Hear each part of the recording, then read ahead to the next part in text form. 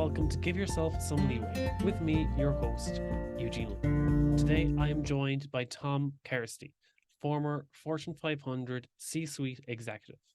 Tom's book, The C-Suite and Beyond, The Four Keys to Leadership Success, is packed with all his stories of leadership success and failure, and how you can show up as a true leader in life, no matter the circumstance or situation. If you enjoyed today's episode and would like to go deeper, you can always reach out to me with any feedback or questions at giveyourselfsomeleeway.com, on Instagram at eugene.leeway, send me a DM or a voice note, or shoot me an email, eugene@leeway.ie. Again, I really hope you enjoy today's episode with Tom Kereszti. Tom, welcome to Give Yourself Some Leeway, and thank you again for taking the time to join the show today. Thanks so much for having me. I think we'll get straight into you with your C-suite experience, something that I can honestly say I do not have myself. And definitely when it comes to burnout, I'm sure working in corporate, it's something that has come up at least once or twice in your lifetime. So what was that like for you? What was burnout like for me? Well, I'll give you one example. From 2001 to 2004, um, I was home with my family and my kids 3 weekends a month. Right, I was working for a company out of Tel Aviv, and in Tel Aviv in Israel, our Monday is their Sunday. So Sunday is the first day of the week, and once a month I have to be at a board meeting. That means I had to give up a weekend, traveling there on a Saturday afternoon to get there for Sunday early morning.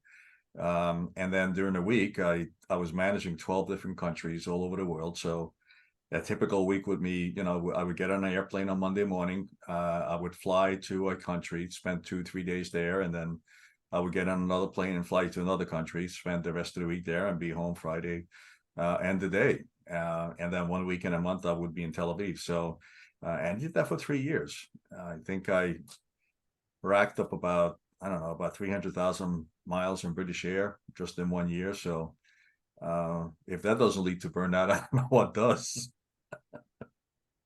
And was that all that traveling? Was that because you were required in person for, let's say, for that position? Was it something that maybe nowadays could be done with technology, with Zoom and let's say telecommunication software, where it might not have been advanced 20 years ago?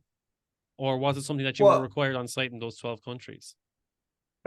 it wasn't required. It was my choice, right? The reason it was my choice, I mean, the only thing that was required is to be at the board meeting once a month. So that was required. But as a leader of an organization, you can't really lead it remotely. You have to go into the local countries. You have to talk to local customers. You have to feel the pulse.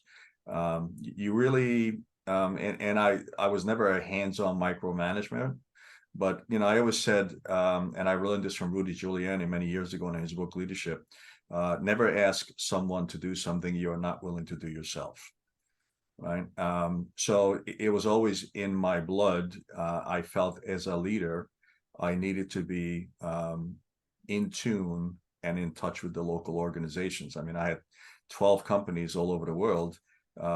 Sure, you can do it by Zoom. Sure, you can do it remotely. But to really feel the pulse, you really have to be in the room. You have to go see the customers. You have to walk out into the local stores, go into the local market, see what it's like. Because every country is different. Brazil is going to be very different than Turkey, right? Brazil is going to be very different than the US or Germany. So you really need to understand what's going on in the local market, and not to micromanage, because I hate micromanaging. I don't like details, but really to really sit down with my management team or my leadership team in that particular country, and for really me to understand the challenges that they're going through. It's just so much easier when you're there and you learn from them and you make decisions together. Remotely, I don't think that really, holds its weight. So I feel it's something that cannot be replaced, even in terms of it being more convenient, and that you might be able to, let's say, reach more, have more reach in terms of doing things remotely. you don't have the same impact as being there in person. And I feel like that's something as well that as time goes on, when people are saying like, oh, sure, I can reach everyone remotely, what's going to stand out is that physical contact or those physical relationships, those face-to-face one-to-ones. So yeah, I guess I can see it's just how much it can take a toll on a person. So I can see it's not that, as you said, 2001 to 2004, it it's intense, and it can cause burnout if it's not managed properly, and of course that's not sustainable long term. Well, look, I say all the time, you could be a Walmart cashier. You can be a cashier in Walmart, or if you're in Europe, you're in Carrefour or whatever, working behind a cash register and working, 8, 10 hours a day. You'll get burned out there too, because just spending and focusing and concentrating on a particular task or a particular strategy or implementation, it is time consuming, and it does require a lot of energy if you're going to do it right. So you can get burned out as a Walmart cashier, and you can get burned out as a CEO. Either way, it's just from putting a lot of emphasis on your job and not really taking care of yourself. You're not taking care of your health.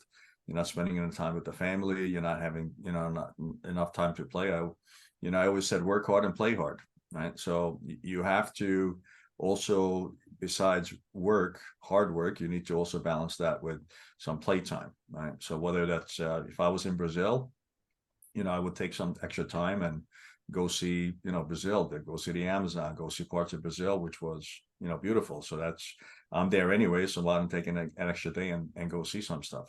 So you can kind of, balance it. Your generation, I'm a little bit older. Your generation is much better than that, much better at that. I know I have 2 daughters, and their work balance lifestyle is much better balanced than mine ever was. They take a lot of time for themselves to make sure that they're charged. And look, it makes sense also, because if you take time for yourself, you recharge, you rest, you do the things that you love to do, you're also going to be much more productive at work because you're more focused. Yeah, I think that's the point that I've been trying to drive home. A lot of people have a bit of pushback, and it's something that I'm trying to bridge that gap between generations, where they feel like, well, people are taking too much breaks, or people are not working hard enough. They're not working like they used to 20, 30 years ago. Why are they not working as intense as they were then? And it's just that people are taking more time for themselves. And it's not that they care less about the work. It's just that they care more about how much they achieve in the time they are working and enjoy life as well. And it's about trying to help strike that balance. And yes, it doesn't matter what you work as you said, working as a CEO, traveling to 12 different countries almost every week, and travel and working in retail, like or again as a cashier.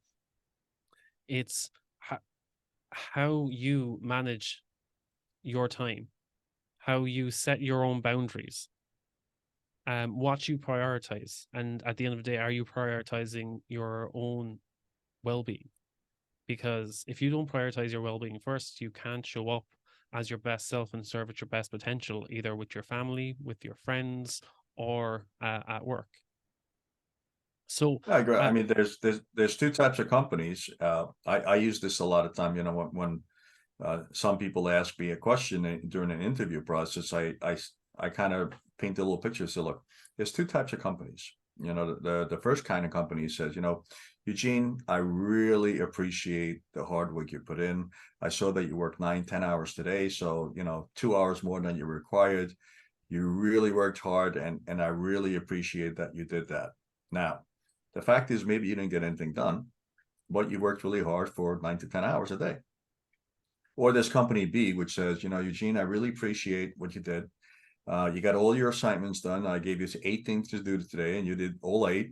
It's only 3 o'clock in the afternoon. So why don't you take the rest of the afternoon and go surf, or do what you want, because, you got the objectives done. You got your, tasks done. So name it what you name it, but it doesn't, it doesn't have to be a time assignment. It has to be an objective, action oriented assignment, right? So, being busy doesn't necessarily is not necessarily an accomplishment. A lot of people are busy, but they don't get anything done.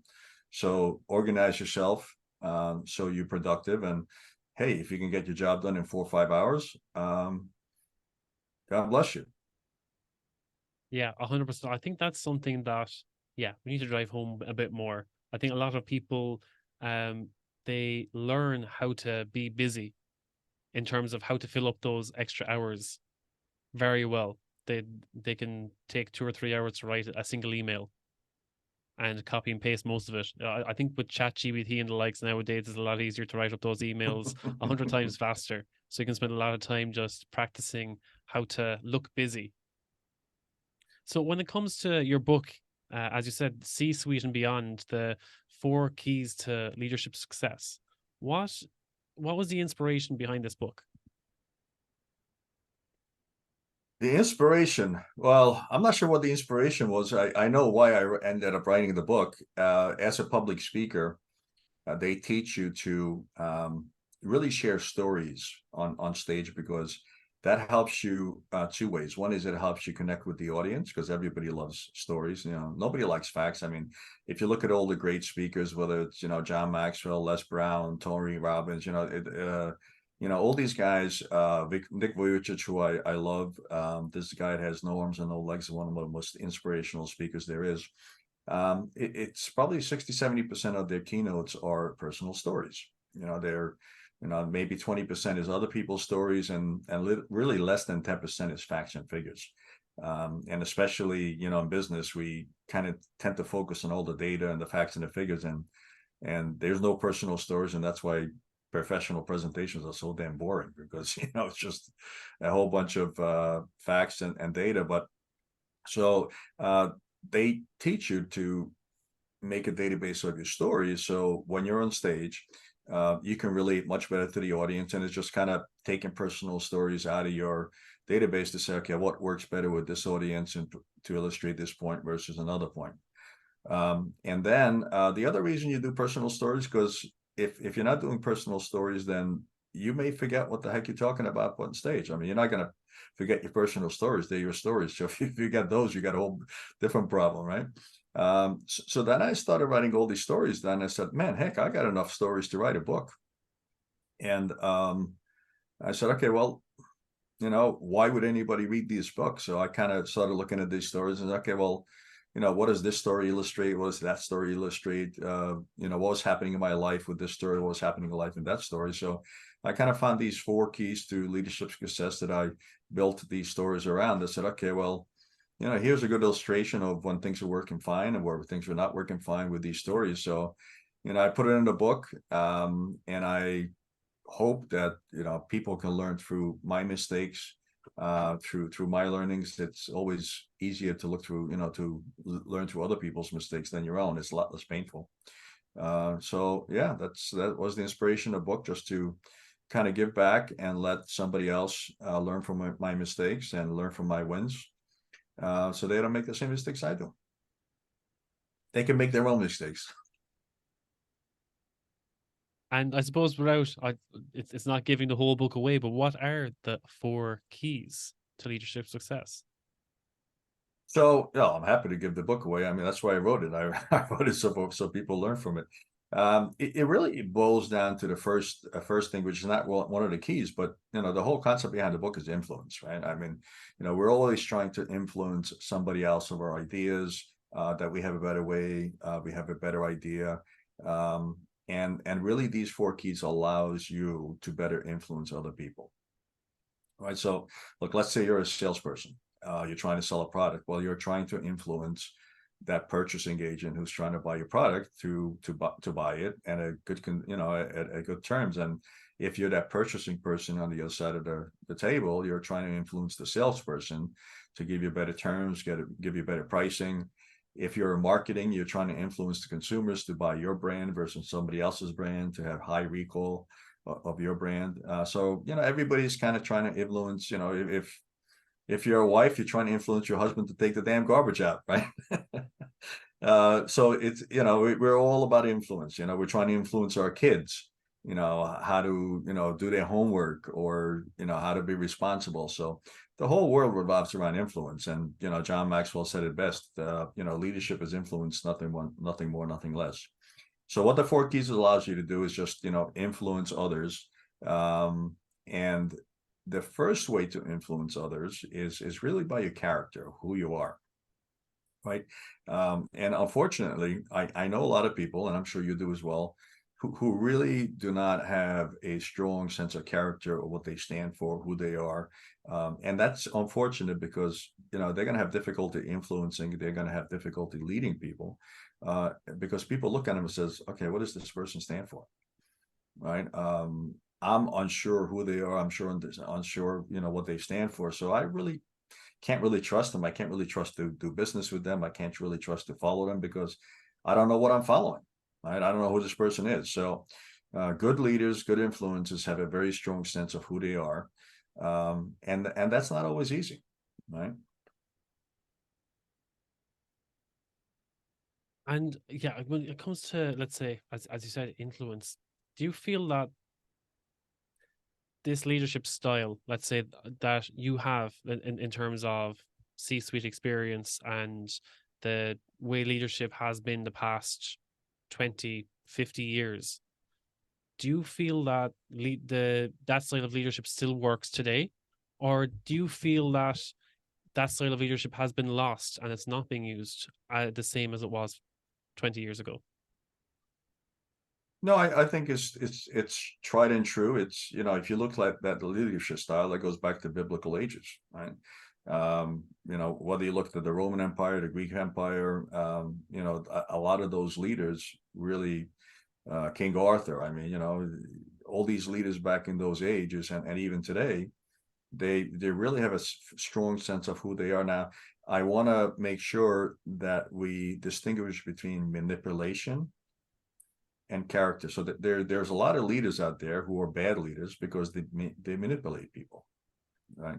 But the good leaders, step number one is for people to actually look at you and say, yeah, I get Tom. I buy into Tom.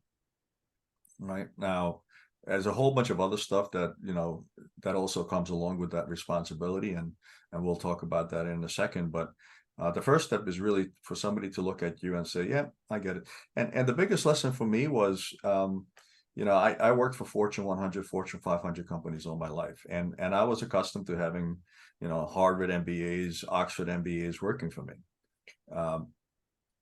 The reason they wanted to work for me, not so much because I was Tom Kereszti, but because I was an executive in a Fortune 100 company, a Fortune 500 company, where that brand name stood for something, right? So, somebody wanted to work for Colgate Palmolive, so somebody wanted to work for Reckitt Benckiser, or somebody wanted to work for Philips Electronics. They wanted to work for these companies because these companies had great brands and they represented something. And the assumption was that Tom Kereszti was in a leadership position in that company, so he was probably a pretty good guy by association. Then I got out of the corporate, corporate environment, and I started my own company. And I still had that same perception because I spent 30 years in corporations to say, okay, well, let me hire some really good quality people for my company. And then the first couple of interviews, he was like, who the hell are you and why should I work for you, right? Because now the brand is Tom Kereszti, right? So you're your own brand. You're no longer working for, the Fortune 100 brands of the world where people, gravitate to that. So it's extremely important, especially if you're an entrepreneur, if you're a small company owner, that you have a very strong sense of character, because when somebody comes works for you or a customer becomes your customer, they really buy into you, and you have to have a very strong sense of character of what people are buying into. They have to see your values, what are your values? They have to see, what your direction is, what is your plan, and unless they see that, they're not buying into you. So just my understanding of what you said there, especially about building your own character and again, building your own brand. I think the first step there is that you need to understand who you are yourself. Before that you can become that leader, you need to have that understanding of who you are before you can influence others. Absolutely. Yeah, because I feel that that's where I think leadership nowadays is a bit lost, where people feel that, let's say, they get landed in the position of a management position or a leadership position in a company. It's like, oh, you've been working in this position the past 10 years. It's time for you to step up put on the big shoes and become the manager here. You learn on the job, but now all these people that you've been working with for the past 10 years, you're now their manager, you're their leader, get to work. And they pick up a lot of bad habits that way, where they feel that they have to assume authority, or they have to become a person of influence, where they haven't yet built that character themselves. So I think that's my understanding of where bad leadership styles begin, where they feel that they don't have a particular leader, let's say a particular figure in their lives that they look up to, that they see as their role model in terms of how to lead. And they also don't have that understanding of themselves of how they should be leading. How do they influence others to aspire to the same vision? Well, you're 100% right. Many companies do just what you described. You know, you have a very good technical skill set, and you're a great person. So, you know, hey, Eugene, you're a great accountant. You've been working on our accounting department for the last 10 years. We love the work you do. People seem to like you. You get along with everybody else. So why don't we promote you to the head of the accounting department, right? And then you become the head of the accounting department, and really you do one of two things. One is you kind of look at people that you worked for and their styles, and you try to kind of mimic them, imitate them. So, okay, you know, Tom, I used to work for Tom, and I liked what he did. So let me try to, you know, do the same thing that, you know, Tom did. So you learn by example from other leaders, and you kind of put that into your portfolio of skill sets. You know, some people are fortunate because their companies actually put them through a leadership training or a leadership mentoring course, or kind of had maybe a career path for them where they came along and developed them. So you actually had a career development plan for you. And by the time you got into that leadership position, you are prepared to be not only a good accountant, but you're also prepared to be a good leader of people. Unfortunately, you know, not a lot of companies do that. They kind of use the example that you showed, which says, okay, well, you're very good at doing something, so let us make you a leader of that department, of those things. But you may fail because you're set up for failure, because you've never been given the assets and the tools to really lead human beings.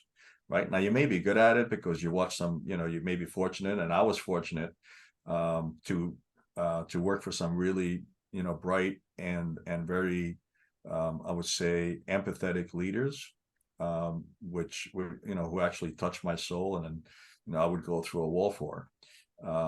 And I also worked for some really idiots, and I was like, why in my God's name am I working for this guy? This guy is an idiot. He's nuts.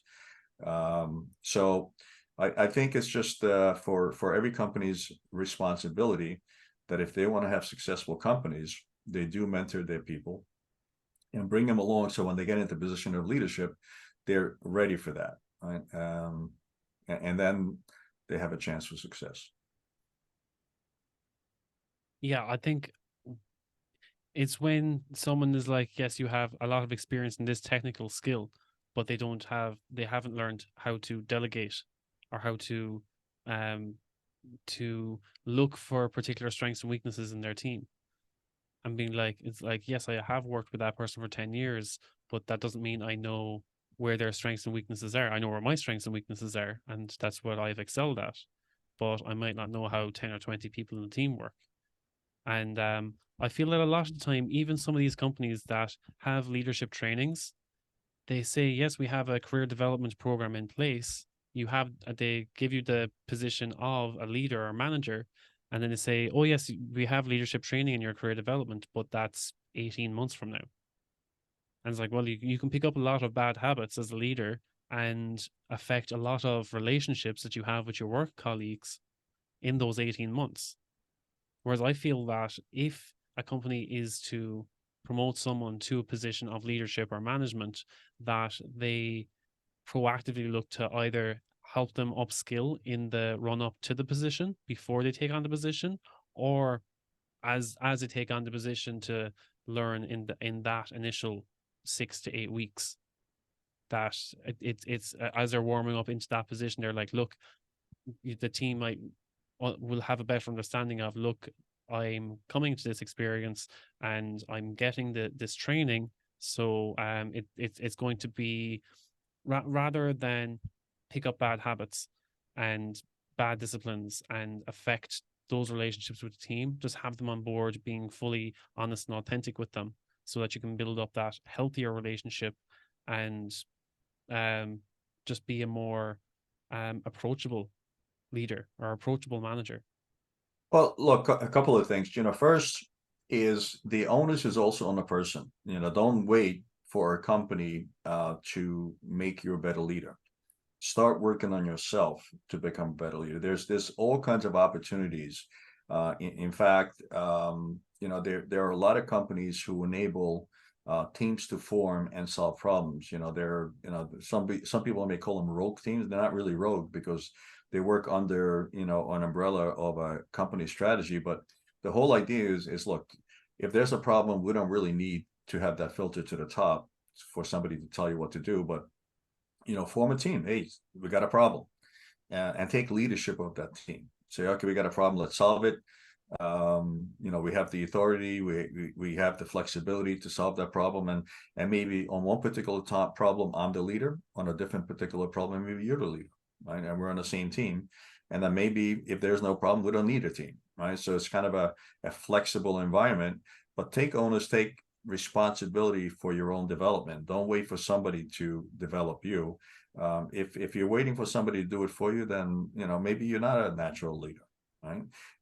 So if you're a natural leader, take time, maybe even invest in yourself in money in the form of education and other things to become a better leader. So when the opportunity does arise, you can step right in, and then hopefully you're working for a company that will continue to invest in you. But don't wait for the company to do it. Do it yourself. It's for your own benefit. I mean, I look at my career, and about every 2 or 3 years, I was changing positions, right? And I was also investing in myself. I went from a core engineering job, an engineering degree. I went over to IT. From IT, I went over to finance. From finance, I went over to operations.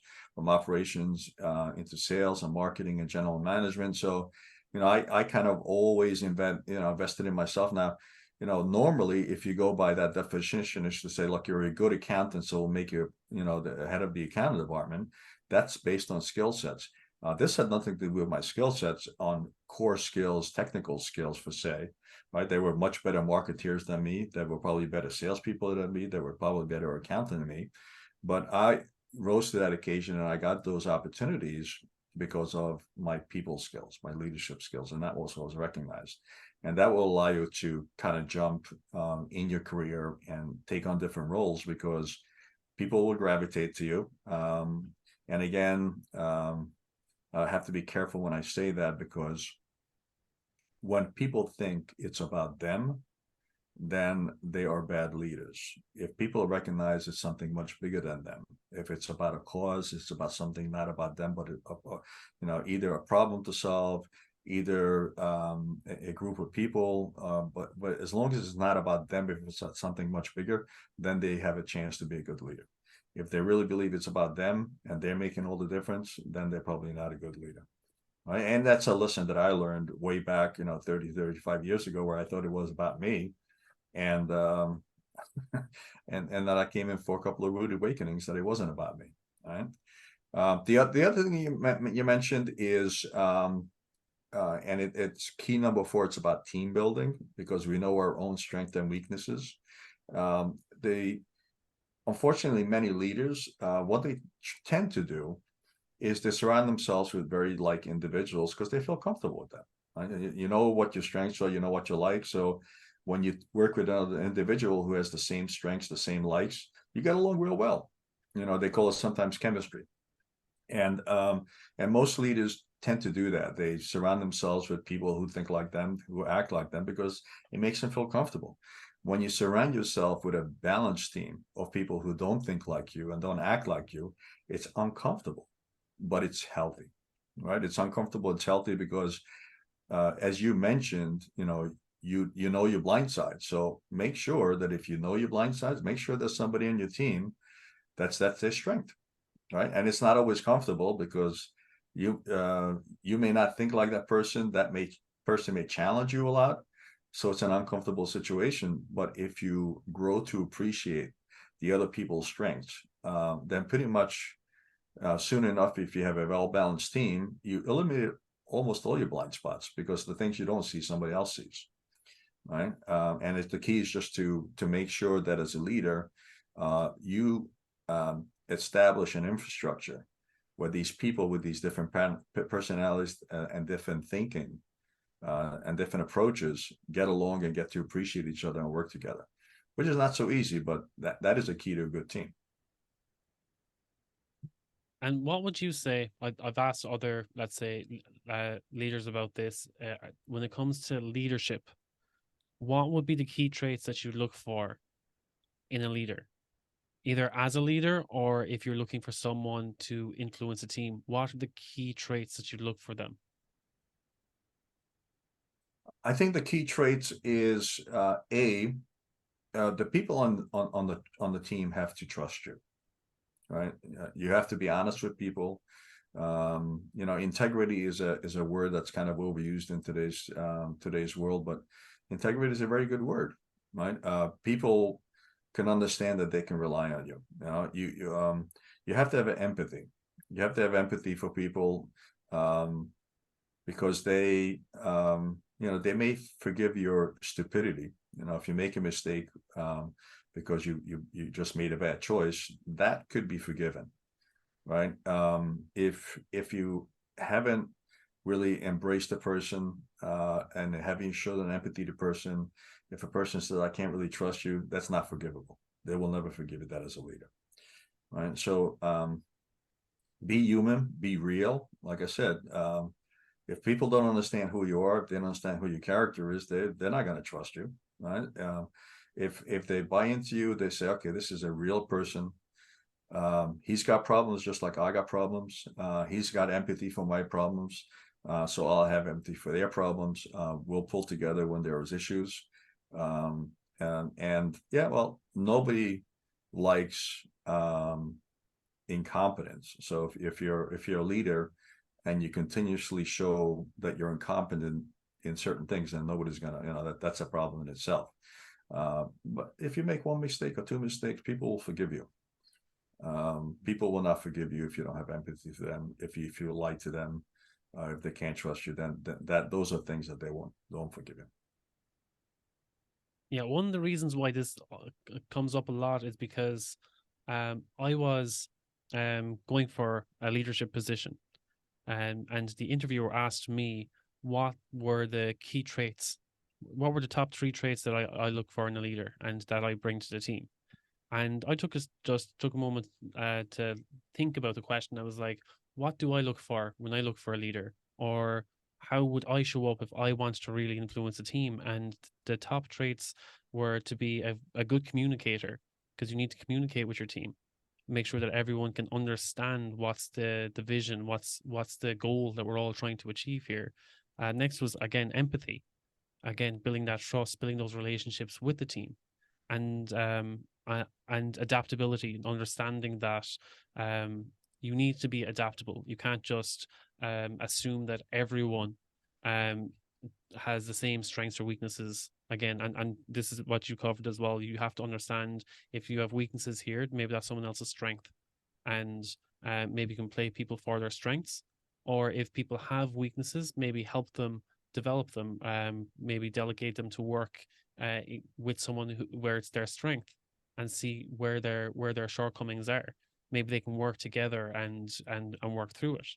And when I presented communication, empathy, and adaptability to this interviewer, they were like, "Oh, we were looking for things like time management and decision making," and I was like, "Oh," and straight off, I was like, "Okay," like for me, I was like, "It's a no from me as the interviewee."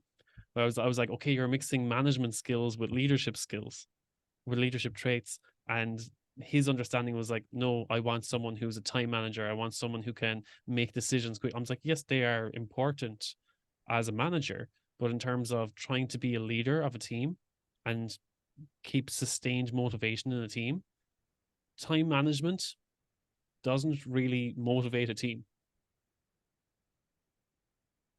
No, time management sounds like a micromanager to me. So, Yeah, so uh, it was funny when he kind of brought it up, and as soon straight up, it was kind of like that awkward tension on a first date, and it was like, oh, it was like, okay, where do we go from here? Check, please. check, please. I like that. That question, I want to commend you for your approach, because that was actually a very mature approach. Many people just kind of see a career or a job opportunity, and they don't think like you do, and they say, okay, well, it's a promotion, so I'm going for it. So I want to get that promotion at all costs, and then they get themselves into a job that they actually hate, and they can't excel at. So I commend you for actually asking the right questions and having a mature decision to say, that's probably not for me, right? And not everybody can do that, because everybody kind of just kind of chases the shiny object and say, okay, I want to get the job. It's a promotion. It's part of my career growth. So, I'll suck it up for 2 or 3 years. But I tell people all the time, look, it is so easy today as you're interviewing for companies, even if you're not working inside of a company, but if you're working inside a company, it's even better. But look, there's websites out there. You should be able to, if you're taking an interview for a company from the outside, take a look at their website, look at their culture, look at their values, look at their vision. And if it's not apparent to you what it is, that's a big yellow flag, right? Already. But if you see the culture, if you see the values, if you see the vision, and you say, well, yeah, that's an environment I could thrive in, then take the interview. If the answer to that is, well, I don't know, I got some questions, don't even take the interview, because 6 months from now, 12 months from now, you're going to be miserable and you're going to want to quit, or they're going to fire you, right? Because you're like you stick out of it. So that's very important. So don't kind of just chase a job for the sake of being a job. Now, if you're inside of a company, it's even easier. You just ask around. And everybody is very honest inside of a company, and they'll say, yeah, Tom is a great guy. I'd love to work for him. It's fantastic. Or Tom is a really asshole. You don't want to work for that, right? Because just ask around, do some research, see what the environment is, see what the culture is, see what kind of leader that is. And if the feedback is not too positive, why go there? Why put you to do that misery? Just say, okay, well, I think I'll pass on this one. My first interview, I graduated from college, and I was just very fortunate, because when I graduated in 1980, the job market was pretty good, right? So by, I think I was graduating in June, and probably by March, I had 6 job offers. And I don't know how many other interviews I went on to, but the reason I chose Colgate-Palmolive, which was my interview, because on a campus, this guy Dave came in, and he started off. He said, "Okay, Tom, we know you're a smart guy, right? So you don't have to tell me about your grades. You don't have to tell me about everything else, because you're either smart enough to get good grades, or you're smart enough to cheat through college to get good grades. So either way, let's put that aside. Who are you as an individual? What do you like to do?" Right? I thought it was so refreshing, because all the other interviews I went on was like, okay, well, tell me about your sports teams, and tell me about this, and tell me about that. It's like they just like put that at ease right away. So look, either you cheated or you did well. You got your degree. That's all we care about, right? So tell me a little bit about you. Who are we hiring as an individual, right? And then, I went through the interview process, where I went into the organization, and they had me talk to like 6, 7 different people. And everybody just said, yeah, we love working here. It's fun, right? So it was a fun environment, and I got feedback, from a lot of people. And, like you said, the interview process is not a one-way street. It's a two-way street, right? It's a dialogue between you and the company to say, okay, is this the right job for me? Is this the right company for me? You should be very proactive, asking a lot of questions from a lot of people to make up your mind, say, do you want to work there? It's not, a snobby one way to say, okay, we're Nike, and everybody wants to work for Nike, or we're Amazon, and everybody wants to work for Amazon. So, we're or we're Google. Everybody wants to work for Google because we're a great company. So now we're going to just, ask you all the questions and pick the best candidate. Hell no, that's not the way it works. It's a dialogue between you and the company and say, is there a match? Is this an environment I will thrive in? Are they going to treat me right? Is it going to motivate me? Because, you talk about burnout. Well, the fact is, when you're working for these large organizations, you're going to end up like a Google company, but you live there.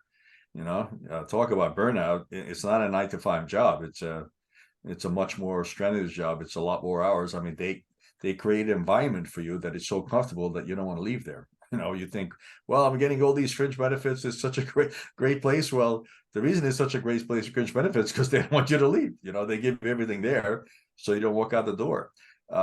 So you will get burnout, and you're going to work hard. And when you will get burnout, the reason you get burnout is because you don't like your job, right? If you get up every morning, like I said, if you love people and you want to be a cashier at Walmart and you're going to work, 10 hours a day behind that register and you love it, you're not going to get burned out because you just love maybe interacting with people. Maybe that's what your forte is. And you got a big smile on your face every day and you're happy, right? Or you're a CEO, it doesn't matter, but you got to love what you're doing. If you don't love it, then you will get burnout. I share this question with every host I'm on a podcast with. Answer these 3 questions for yourself to prevent you from getting burnout. First one question is what we talked about already, is who are you? Have a good sense of identity of who you are. Answer for me myself is I'm a servant leader, right? And then the second question is, what's your passion? Why do you get up every morning? What do you love to do? Well, I love adding value to people. I like making people better. I like making companies better. I like making products better, right? That's my emphasis of getting up every morning. And then what am I good at? I'm pretty good at leading and I'm pretty good at mentoring people, right? That's what those 3 things give my energy. I'm serving somebody, I'm making them better, and I'm either mentoring them or leading it. And that's how I'm doing it. And I get up that every morning and I love doing that. And it doesn't matter if I'm inside of an organization, if, I'm talking about my family, I'm talking about my friends, I can use the same formula everywhere. And then I'm not going to get burned out because I'm quote unquote living and doing my calling rather than living and doing a job or a career. Few of us get to do our calling. That's my calling. I love it. And I won't get burned out. Awesome. In a nutshell, 3 questions. So if there's anyone who wants to become a better leader and they want to know what's the first step they need to take, what's the best way for them to get in touch with you, Tom? Or maybe pick up the book. Where's the best place they can pick up the book? Oh, book is Amazon's. Yeah, Amazon. Book is Amazon. And if you want to get, if you want to just ask me some questions, I have a quote unquote open door policy. You can find me on LinkedIn or you can find me on my website. And again, I just book a time, 15 minutes. You can have 15 minutes of my time. Just, when you book it, please make sure you tell me why you're booking it. Otherwise, it's a little difficult to allocate my time. But you say, hey, I heard you on a podcast. I'd love to talk to you a little bit. So I'll give you 15 minutes of my time. It doesn't cost you anything.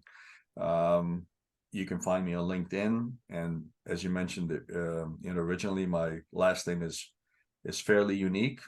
When you Google Kereszti, you'll find me, my sister, and my 2 daughters.